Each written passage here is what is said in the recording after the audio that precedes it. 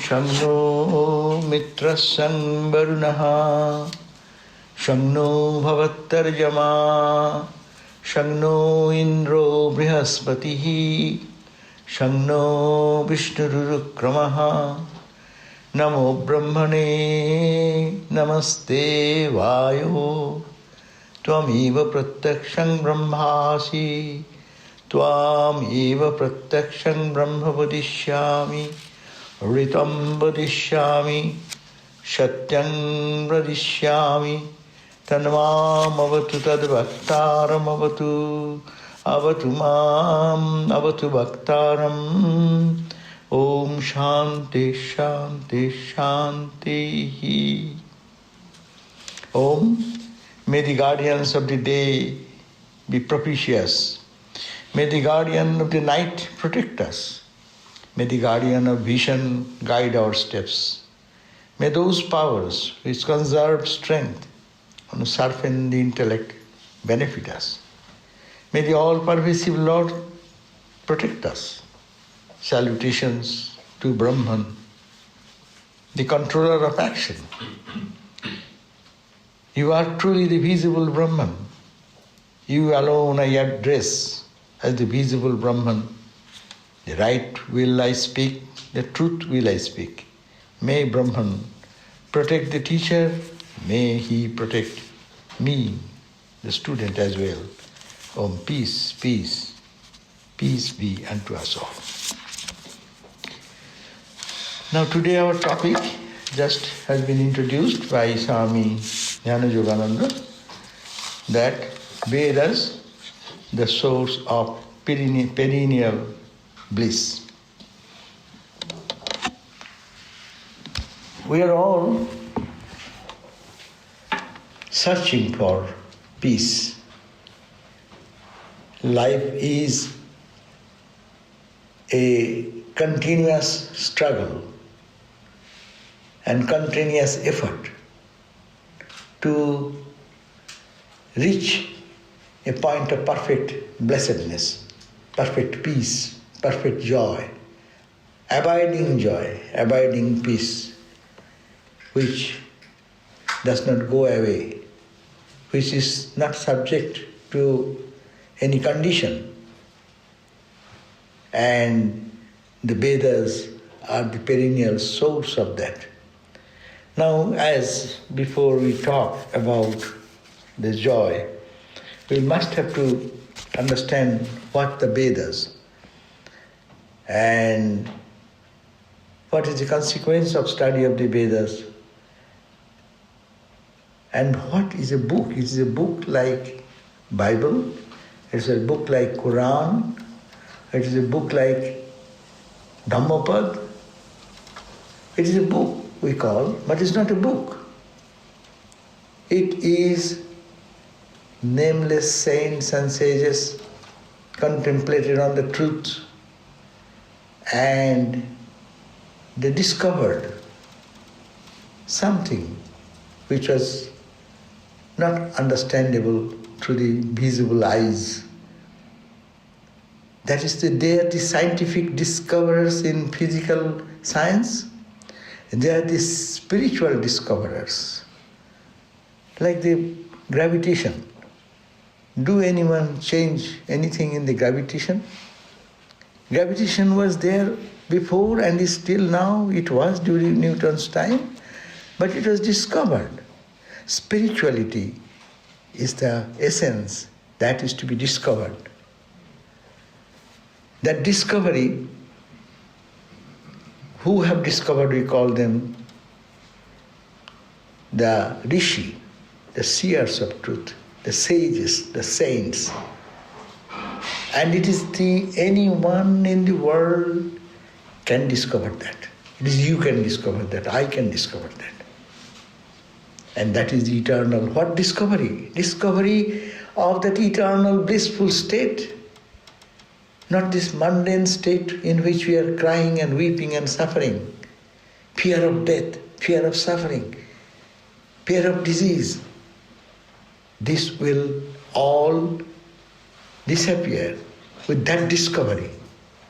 and that discovery of knowing the eternal truth. So Vedas, Swami Vivekananda has, I will read a few lines from the Essentials of Hinduism as taught by Swami Vivekananda. He says, the word, therefore, the Vedas covers not only Hindus proper, but Mohammedans, Christians, Jains, and other people who live in India. Therefore, I would not use the word Hindu. What word should we use then? The other word which alone we can use at the either Vedika or the followers of Vedic religion, or better still the Vedantists, the followers of Vedanta. What this Hinduism, as we understand now, it has lost its spirit. Like, is it Christianity? Like Christianity, Hinduism is some ism there? No. In Hinduism, you can find plethora of all ideas, all spiritual ideas, all practices here and there. So, it is the consummation of all the experiences of diverse types of sages and saints approaching God in different ways. In that, the people who used to live on the bank of the Sindh river, very highly developed cultured people in spiritual attainment, the Persians, when they meet them, they could not pronounce the word Sindh. They called Hind. And the people lived there, they are called Hindus. There is Hindus meant a class of people where all types of spiritual experiences were in their life. They have been demarcated as Hindus. That's why Swami Vivekananda says the Muslim idea, the Christian idea, all these ideas were prevalent in that area. And totally those people were called Hindus. The mass of writing that we find in the Vedas, 4 Vedas are there. You can go to the Google search and you can find at least what is Vedas, a huge number of verses and all these. So these are most of the great world religions of the owe allegiance to certain book which they believe are the words of God or some other supernatural being, which are the basis of religion. Because God revealed to Christ, God revealed to Muhammad, God revealed to, the truth revealed in the heart of Buddha. So, all these books, according to the modern savants, are of the West. The oldest is called the Vedas of the Hindus. A little understanding therefore necessary. This mass of writing, which is called Vedas, is not the utterance of persons. Its date has never been fixed and can never be fixed. And according to us, the Vedas are eternal. How can the book be eternal? Now the question comes. Can any book be eternal? No. Bible came with the coming of Christ. The Quran came after Muhammad came. So how can you say it is Vedas, it is a book, and it is perennial? How? That's the Swamiji's own explanation we are reading now. There is one salient point which I want you to remember, that all the other religions of the world claim their authority as being delivered by a personal God or a number of persons, beings, angels, special messengers of God unto certain persons, while the claim of the Hindus is that the Vedas do not owe their authority to anybody. They are themselves the authority. Being eternal, the knowledge of God. This is to be understood. These Vedas are, no one can claim that he is the founder of Vedic wisdom.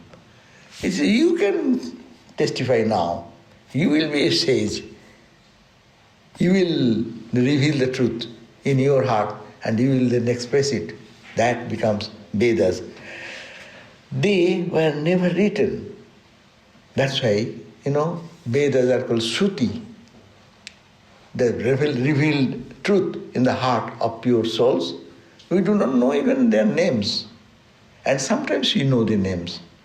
When the truth was revealed in their heart, so they expressed that experience to their disciple, and to their disciple, and to their disciple. So it remained in the same till today. It's a uniqueness of this Vedic culture is that it is called Shruti, hearing from the teacher in the exact meter, in exact intonation, in exact pronunciation. This is maintained till today. You go to South India, there are Pandits, scholars, families, children are learning this Vedic texts. But first chanting. How they chant? Exactly, you are to be perfect in chanting. If you prolong some vowel which is short vowel into long vowel, you are damaging the meaning of the whole verse. You cannot do that. You will have to learn for perfection. That's why it's called Shruti. That means the integrity, the truth has been maintained in its purest possible way when it was discovered till today, in uninterrupted way. That is called the Vedas, and the Upanishads are the end part of the Vedas. So Swamiji says, they are never written, they are never created, they have existed throughout the time, just as creation is infinite, the eternal, without beginning, without end. So is the knowledge of God, without beginning and without end. As this creation, according to Hinduism, this creation is what you know. It is not one day it came out. It is the involution and evolution. As we go, every day, you go to sleep. Your whole consciousness of the day, where does it go? It evolves into something in your mind. And we wake up, it evolves from there. So the entire creation is a continuous creation. Not one day it is created, one day it will be destroyed and never to come. That is not the Vedic concept. Vedic concept is like our everyday going to sleep and coming out. This whole creation comes out. It says, Jasya Nishashitam Metat. That supreme reality, like a breath, he breathed out, creation came. Within, again it's come within, out, then the creation stops. So this is going and coming, involution and evolution is the creation. So you cannot say it is limited within this 1,000 years, 2,000 years, 5,000. It is eternal, that's why you call. So long the world is there, you experience this, again it will be involved, and again it will regenerate, and again it will come. This knowledge, that's why, is eternal. And this knowledge is what is meant by the Vedas. The mass of knowledge called Vedanta was discovered by personages which is called the Rishis. They are called Rishis, is defined as a mantradrashta, a seer of thought. What they used to meditate and concentrate, and these thoughts, these experiences will to reveal in their heart. And not that the thought was his own. It is not his own. It's not coming out of his mind. What we express through our mind, my understanding will be different than your understanding. But when you see the thing, gravitation is experienced here in Russia, in southern part of India, in northern part of India, you go anywhere. This truth is there and it can be realized anywhere. So similarly, truth does not depend on any person.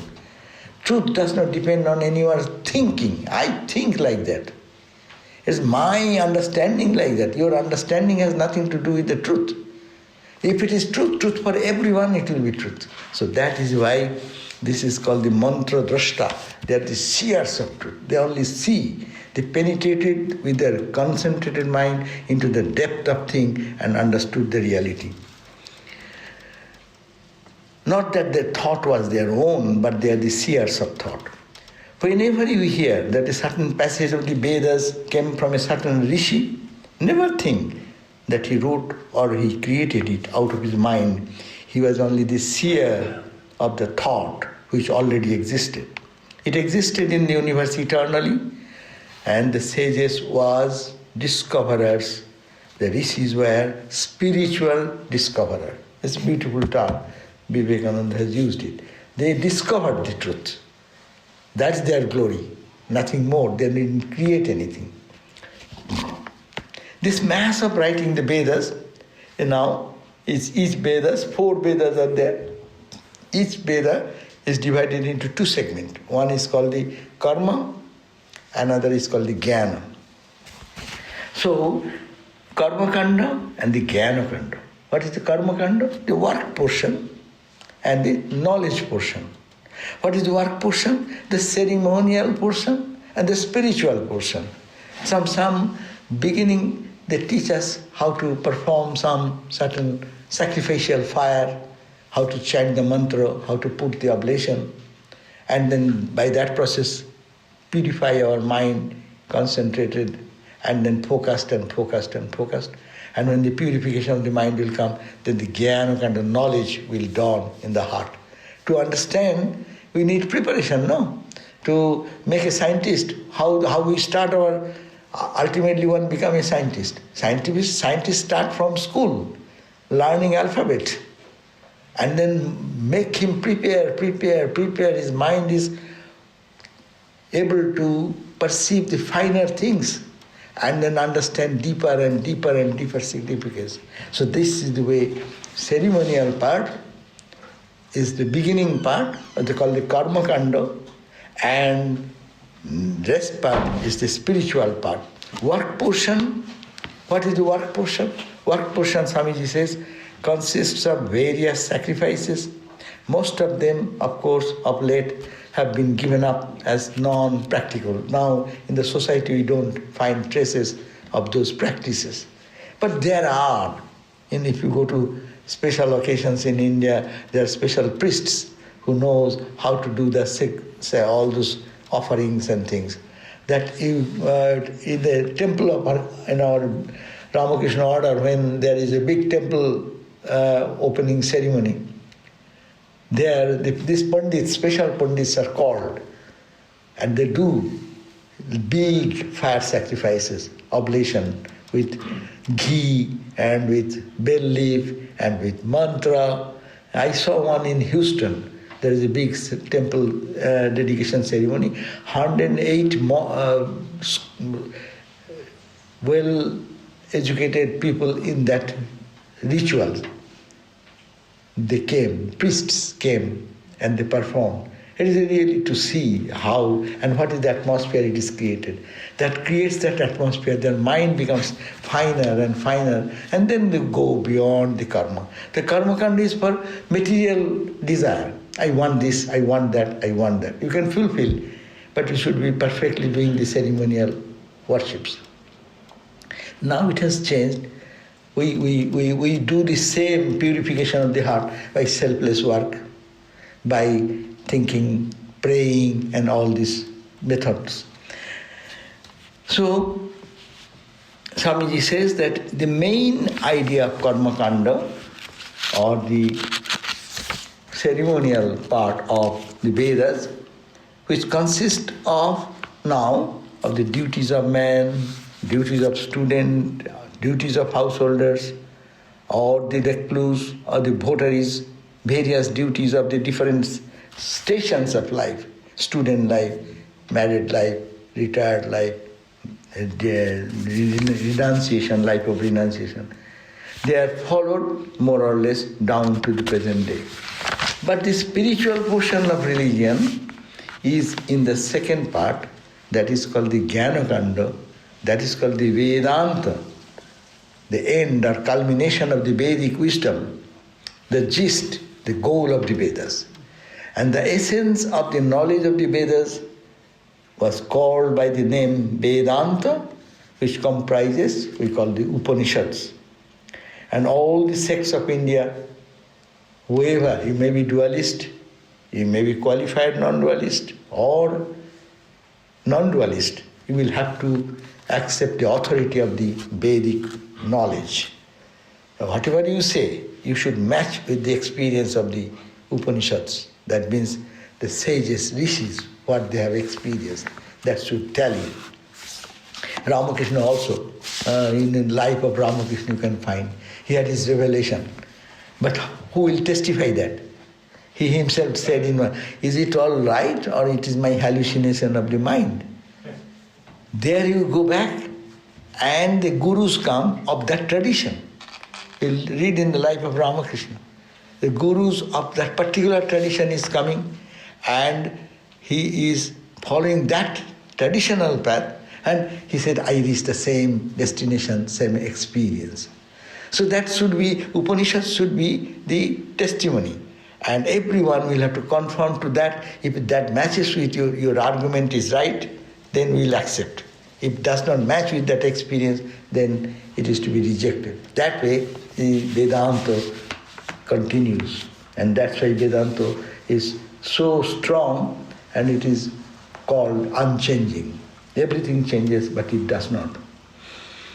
So, all the philosophies of India who are orthodox have to acknowledge the authority of the Vedanta and all our present-day religions.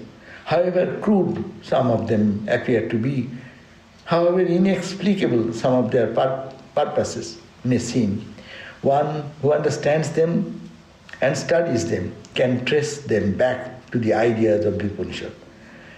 So deeply have these Upanishads sunk into our own race that those of you who study the symbology of the crudest religion of Hindus will be astonished to find sometimes figurative expressions of the Upanishads.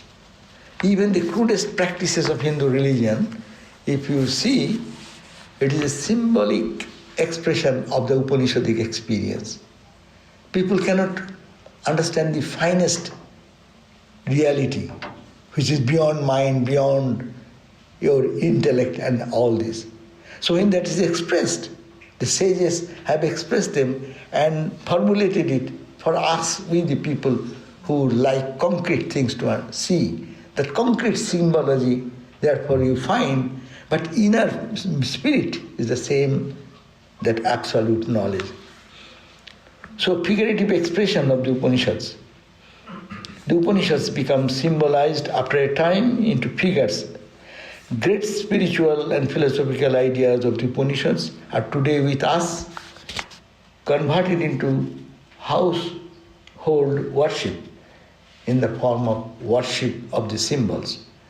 Thus, various symbols now used by Hindus all come from Vedanta, because in the Vedanta they are used as figures, and those ideas spread among the nations and permeated it throughout until they became a part of their everyday life and symbols.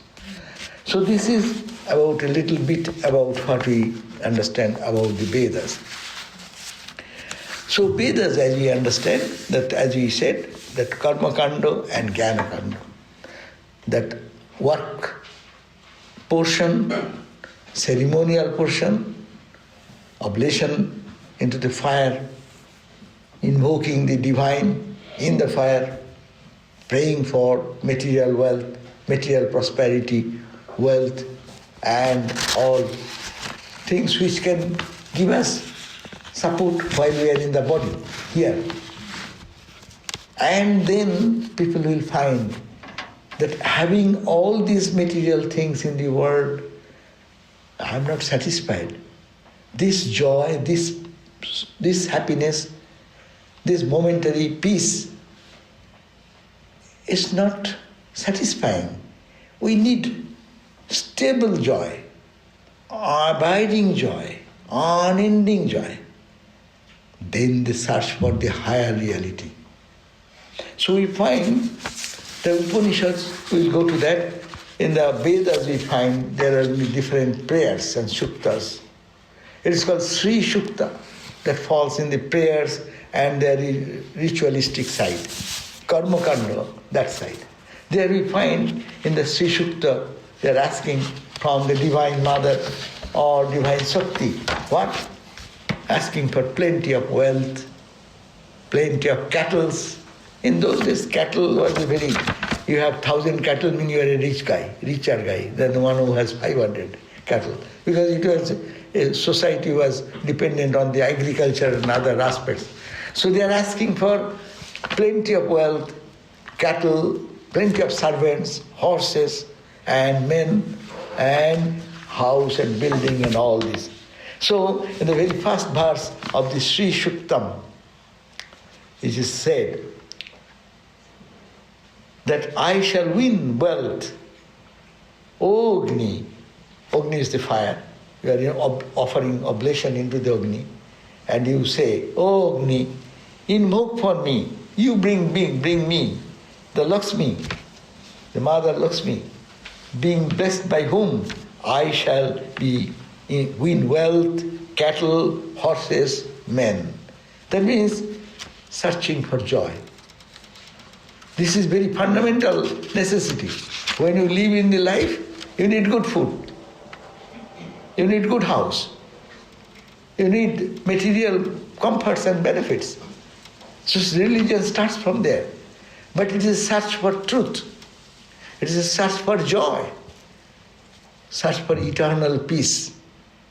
But do not know how to approach the ultimate, so we start there. That's why in the Sri Shukta we find another verse where the second verse says, Jasyang hirannang vindeyang gam asyang purushanaham. There he says, I am praising, invoking Mother Lakshmi, who will give me the embodiment of the fulfillment of all wishes, my all desires. Let that Divine Mother give me all good fulfillment of our wishes, satisfy the desires of our votaries who is seated on the lotus as beautiful like the lotus. Another verse in the same Suktam, it says, O Lakshmi, O Mother Lakshmi, I am born in this country with heritage of wealth. May the friend of the Lord Shiva, that means Kubera, Kirti, fame, come to me. That means that let much wealth come to me, let much fame, fame come to me, bestow me fame and prosperity, and I shall destroy. I shall destroy what? I shall destroy the elder sister, that means of Lakshmi, the opposite of Lakshmi, the embodiment of inauspiciousness. Let all inauspiciousness go from my life. I want only auspiciousness, I want money, I want prosperity, name, fame, and such, and let it destroy all my evil, as all the evils such as hunger, thirst, and Lakshmi, like other things. So that means let my all misfortune go away. I will be established in my joy, in my bliss, perpetual joy. Another verse, next verse says, may we obtain and enjoy the fulfillment of our desires and our volitions, the veracity of our speech, the wealth of cattle, the abundance of varieties of food to eat. May prosperity and fame reside in me, thy devotee. I am your devotee, let all this come. So this is the thing, they're searching for what? Searching for joy, searching for peace, no? In that time period, this is the way to appreciate the gods and goddesses. That is the belief that gods and there are divinities, and by propitiating them, you can gain all these material benefits also. I invoke upon me, O Agni, the goddess of Lakshmi, who is ever unfailing, being blessed by whom I shall win wealth in plenty, cattle, servants, horses and men. So we find that this type of prayer, it is part of the Karma Kanda. We find then parallelly there is Purusha Suktam, which is part of the later part, Narayana Suktam. There we find that they are also praying, but they are praying for something bigger one. They are praying for absolute thing. Is saying that first, Sahasra Shirsha Devam Vishwaksham Vishwashambhuvam Vishwang Narayanagam Devam Aksharam Paramam Padam. He says, this universe is the eternal being. See, this is also another prayer. Mind has purified, trying to get the joy, name, fame, power, position. Now it is no more pleasing to that person. Is searching for something higher, saying that Sahasra Shirsha Deva, this universe is the eternal being, which is called the Narayana, the imperishable, the supreme, the goal. Is he, all the head, is he is head, all the hands is the hand of the Lord, all feet is his feet. So you see how it is expanding from limited desires to fulfill to expanding into the infinite. I, or that reality, is moving in the world in millions of heads, in millions of hands he is working, in millions of feet he is working, in millions of mouths he is speaking. So see, expansion into the infinite. So it says that it is the multi-headed, multi-eyed, omnipresent and omniscient, resplendent, the source of delight for the whole universe. So that is the idea it is transcending in Narayana Suktam. It is said this universe is the supreme being. This universe, as I am saying, this itself is the supreme being. It is Purusha alone. Hence, it subsists on that reality, eternal, which transcends it in every way, omnipresent, absolute, which destroys all sins and all ignorance. See, it is going from mundane to eternal. Another verse I read, Narayana Parang Brahma Tattam Narayana Paraha Narayana Paro Jyotihi Atma Narayana Paraha Narayana Paro Dhyata Dhyanang Narayana Paraha. The Lord Narayana, that means the supreme reality, the absolute, is the supreme. Narayana is the supreme reality, Narayana is the supreme light, Narayana is the supreme self, capital self, not this little self. Narayana is the supreme meditator. Narayana is the supreme meditation. Meditation is also the supreme reality, and meditator is also supreme. So you see, all merging into the one cosmic experience of divinity. So this is this leading to the Vedantic concept. And this verse is very beautiful, you can all read. I will just read the translations. Yaccha kinchi jagat sarvam drishyate shruyate piba antar bahishcha tat sarvam vyapyo narayana sthita. What a beautiful verse. It is also sukta, it is also prayer. But see how the prayer transcended from one level to the other level. Here he is saying, Yaccha kinchit jagat sarvam. Whatever I see, this jagat, this movable universe, changing, everything is changing and transforming. Yaccha kinchit, anything you see, jagat, as moving, changing universe, sarvam, drishyate, what I see, shruyate, I hear about. The subtle world, we hear about heaven, hell, all these different planes. Shruyate mapi, antar vahishcha tat sarvam, which is in me and which is outside me. Vahishcha sarvam tat sarvam vyapyo narayana sthita.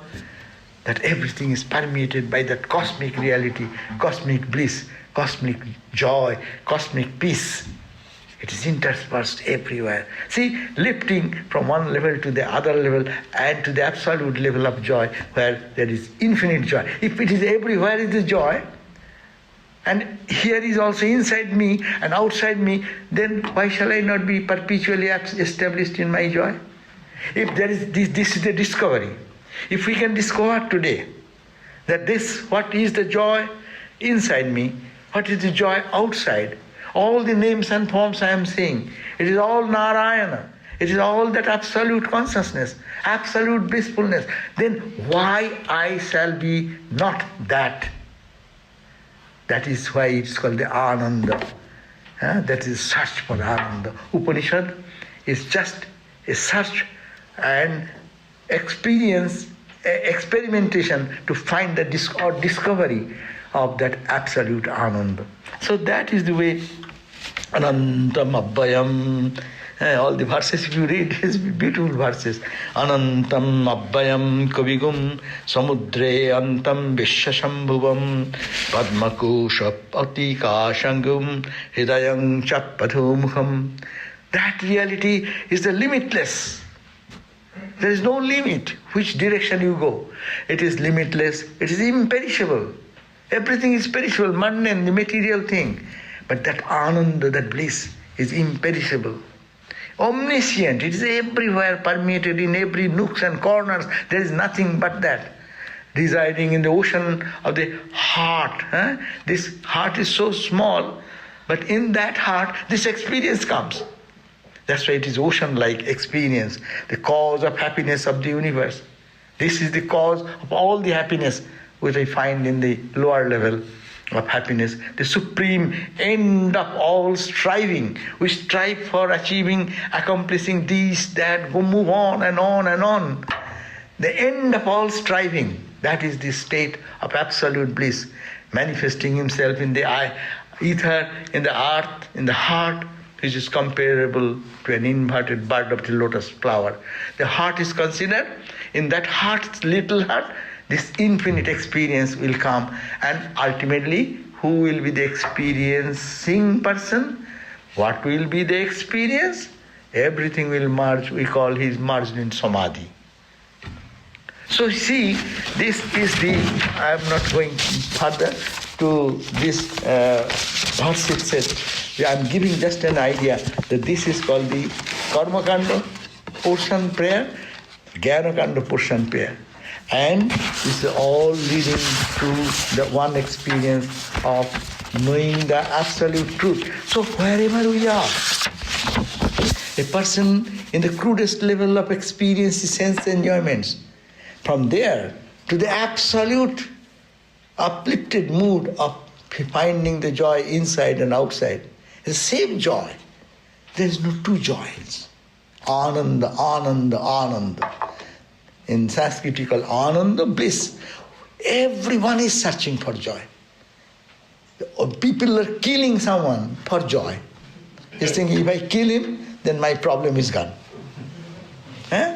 And stealing, people are stealing for joy, because I'll be rich. I'll have a good home. I'll have a good car. All types of jealousy, misery, everything, you go to the source. We want to get a joy, a bliss which is unparalleled. But we do not know. That's why Karma Kanda is there. We go from lower level of experience to the higher level. Ramakrishna gave the example that these rats or mouse, they come to eat the granary. So a man has a big storehouse of granary. So to protect the entire granary from this nuisance, they spray some grains outside the silos. And these rats come and they chew one or two pieces. I said they are happy and they go home. So this searching for joy in mundane thing is like that. Getting one bit of ice cream, I am happy. And then again desire will come to have another scoop. And today I eat, that is not satisfying. Tomorrow I eat, till dissatisfaction remains. So, but this is a search for absolute joy. That's why Vedas are the perennial source of indicating that joy, absolute joy. For the categories of people, it starts for the karma kanda, ends into jnana kanda. The rituals it starts with oblation, with prayer for mundane material prosperity and growth, and as it moves on, it reaches the real, genuine, absolute, blissful state. So, we find that in the Upanishads, that it is replete with this idea of ananda. That's why Upanishad is the eternal heritage of all human being. It is your property, it is my property, because it speaks about the truth and truth only. And it says, Anandati eva khulu imani bhutani jayante Anandena jatani jivanti Anandang prayanti abhivishanti iti. It says that Ananda, the joy, the joy is the cause. Imani bhutani, everything is created out of joy. See, the whole universe is created out of joy. A painter paints something out of joy. A poet writes some poetry out of joy. He finds satisfaction. The nature, everything is springing out of joy. Human being is born out of joy. So if you see the root cause, ananda, we spring from ananda. Joy. We live in joy. You may differ with me. How do I live in joy? I am in suffering. So much suffering is going on. And how can I accept that I am in joy? No hope of joy. If we are not enjoying the bliss, but we are hoping that I will enjoy tomorrow, after this one, the end result will bring me joy. So we live in joy. We are born in joy. And Upanishad says you die in joy. That's the, you see. And this is a story. There is one father was teaching his son. In early days, these are the stories. The truth was revealed to his father. The son is getting trained. So he went to his father, and father taught that, in home what happens? If you are a teacher, your son does not recognize you to be a teacher. Some other teacher will be better teacher. No? In the home, in your local, if you are a doctor, your family will not recognize you as a doctor. You will go to the other doctor. Yes, you don't know anything. So similarly it happens. So this father sent this son to another teacher. And another teacher taught him whatever. He came back, but he was a little arrogant and this. Then the father said that what type of lesson you got it? It should make you humble, it should make you more peaceful, joyful, understanding, matured. Then he asked him, did you ask your teacher by knowing which everything is known? Then he said, no, my teacher does not know. That's why he didn't teach me. Oh, then father understood where is the problem. Then he said, oh, that's true. Then, or at least the son said, you please teach me, then I will be. He's a good boy. So he asked his father to teach. And then father was training him how to know. And they see that body is the ananda. Then body is not ananda, he understood. Mind is not mind, is also an instrument. It is not that bliss. And go back. Lastly, he chanted this verse. The student chanted this verse. Anando brahmeti bhajanat Anandath khulu imani bhutani jayante Anandena jatani jivanti Anandang prayanti avishang vishanti iti. That is the Taittiriya Upanishad, Bhrigu. You see, he understood, the boy understood that the bliss is Brahman. Joy is Brahman. Absolute happiness, if you can turn that way, that is Brahman, that is the absolute truth. Because from that bliss, absolute ocean of bliss, or verily these creatures are all born. Look at the ocean. If we just get an example, looking at the Pacific, one ocean, and millions and billions and trillions of waves and bubbles and ripples are all being created. It is coming out of play, no? The calm ocean and turbulent ocean. It's a bridge, flows over it and makes this diversity. But it is all springing from the same ocean. Yeah. And all the waves are playing, rolling down on what?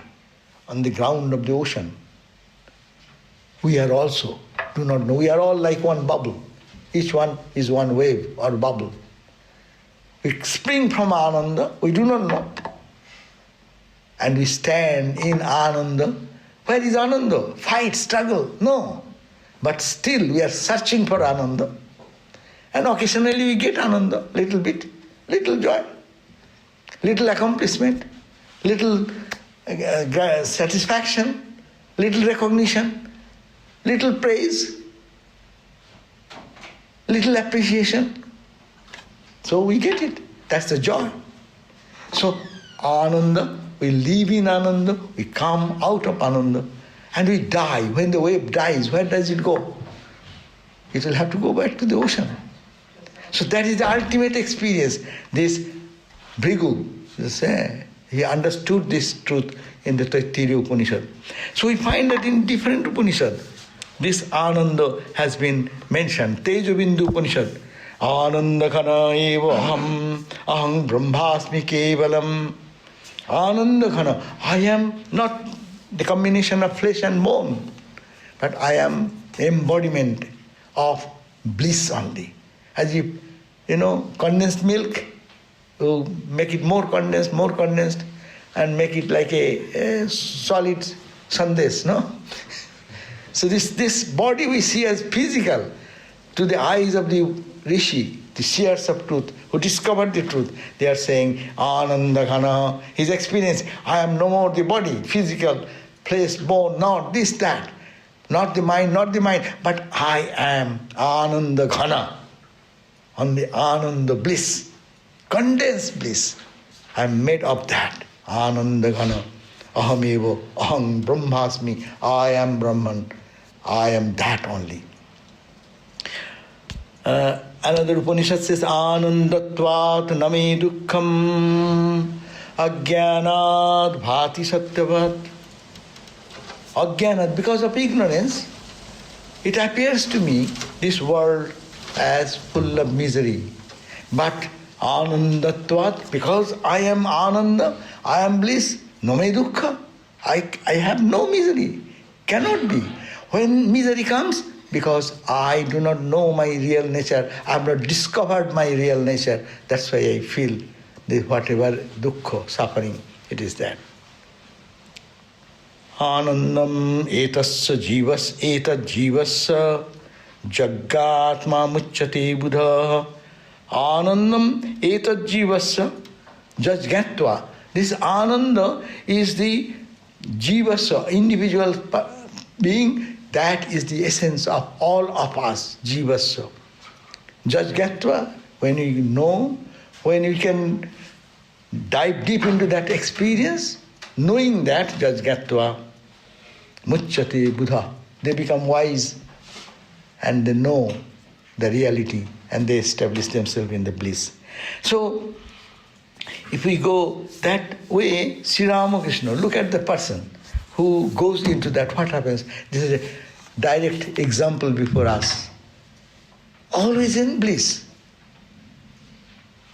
Singing, dancing in the name of God, and just going into the absolute truth. At every split moment, he is here and he is there. This Ananda, Ananda, Ananda. Even the cancer, when he became emaciated, you see the photograph of Sri Ramakrishna, he was very not that weak, was very good body. Huh? But when this cancer, throat cancer started and no eating, nothing, he just became emaciated. But look at that.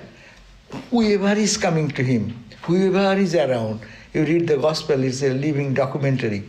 There you find that he is absolutely in bliss, and he is radiating that bliss for everyone, proving that not Ananda is our bliss, is our goal. And Upanishad, that's why we call Ramakrishna, is the personified Upanishad. These are theory, I'm talking about, this is theory for us, but those who have experienced it, what happens? Let us look to Sri Ramakrishna in that state, that every moment, in any condition, this bodily problem, the cancer, pain, nothing is touching him. He is in the Ananda, swimming in Ananda, and those who are coming before him, they are also in Ananda. So the goal of the Vedas is this Ananda. Whether it is in the Karma Kanda part, the ritualistic part, they're hoping for Ananda, going for heaven, reaching some higher plane, getting all the cattle, wealth, prosperity, or you can say big bank balance, or big BMW, or better cars, and all these things. Let it come to me, let it come to me, let it come to me. That's for joy. And then going to the higher realization, the end part of these Vedas, which is Vedanta, the Upanishads, declaring that Ananda is the goal, and you are that Ananda, and realizing that Ananda is the goal of life. Okay, thank you all. So we talked about Ananda. So the rishis are expressing that Ananda in this verse. Om madhuvatarithayate madhuksharanti sindavaha madhvirna shantoshatihi madhunaktam mutoshasi madhumatparthiva gunrajaha madhudaurastuna madhumanno banaspatihi madhumagummastu surja madhvirgavo bhavantu naha. Om madhu, om madhu, om madhu. Sweet blows the wind, and the very ocean gives forth blessedness and peace. May the herbs and plants bring us health and happiness. Sweet unto us be the nights and dawns.